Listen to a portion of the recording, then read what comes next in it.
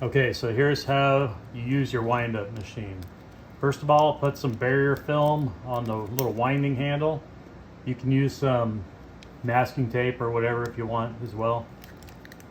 Next, you get your steel tube. Don't use plastic, because if you use plastic, this part here will kind of bend. Put your grommet in, your needle facing that way.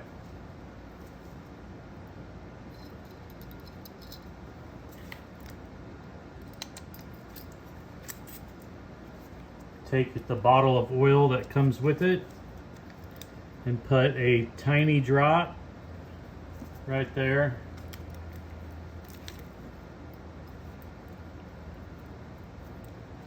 We get this rubber band out from underneath.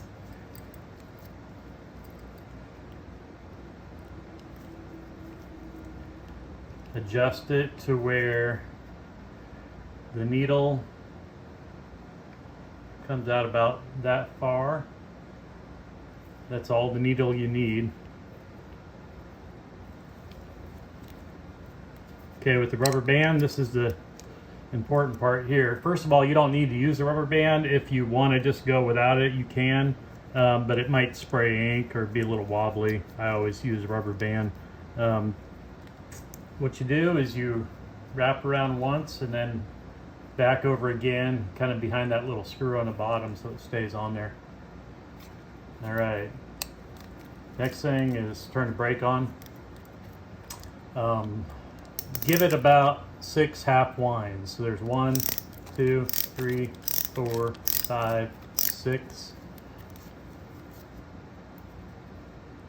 And then when you go to start, dip it in the ink first. So dip, dip, you got some ink in it. Because once you start this, you don't have a lot of time. You got seconds to get some line done. So you don't want to start it and then go try to dip in your ink, because then you already lost a few seconds.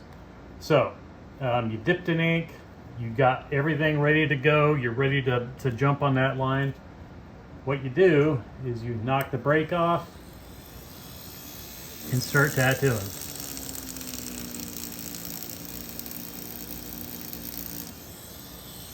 And then every few seconds you give it a few winds.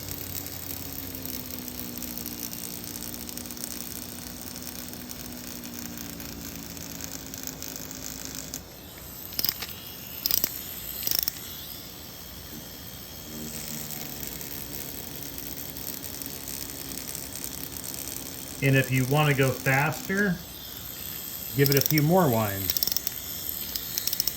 That's moving pretty fast.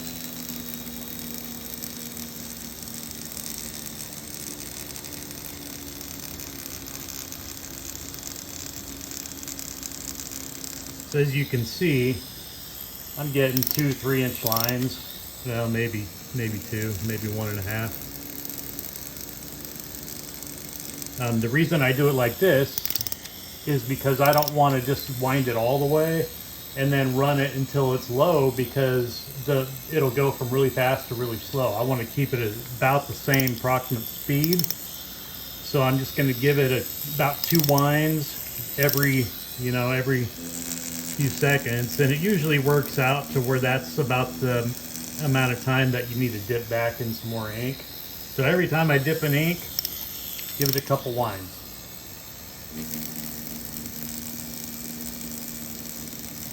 So this is if you're doing a smaller tattoo. If you're doing a bigger tattoo, I'll show you another way of doing it. Just turn the needle around.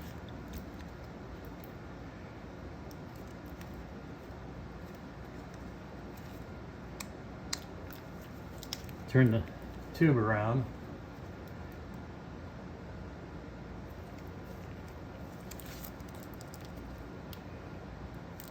And then hold it backwards.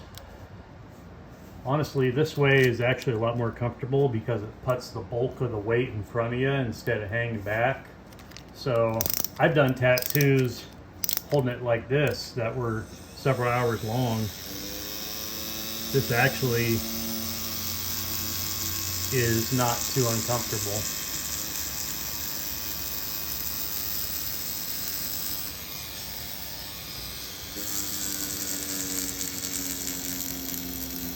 I'm just hitting a piece of foam board here. This isn't anything too hard.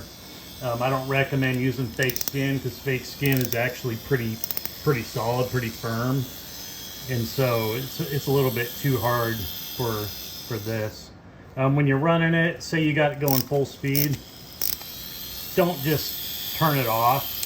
I mean, you can, but eventually you're going to wear out the brake if you do that. So if I'm running full speed, I want to turn it off, I just kind of click it there. There's really no reason to use this brake while you're doing a tattoo, so you don't have to worry about covering this. The only thing you got to cover is the handle, and then just don't touch nothing else. If you're tattooing and you want to set it down, just flip the handle up and you can set it down and just let it run out. Don't wind it up all the way and let it run full speed without having a needle on it, because it's running a little too fast. You know, I don't know what could happen. Probably nothing, but just don't want to do it. Yeah, so that's how you use your wind-up tattoo machine. If you have any questions, you can always send me a message on Instagram. It's Nick Jones Tattoo Art. Thanks.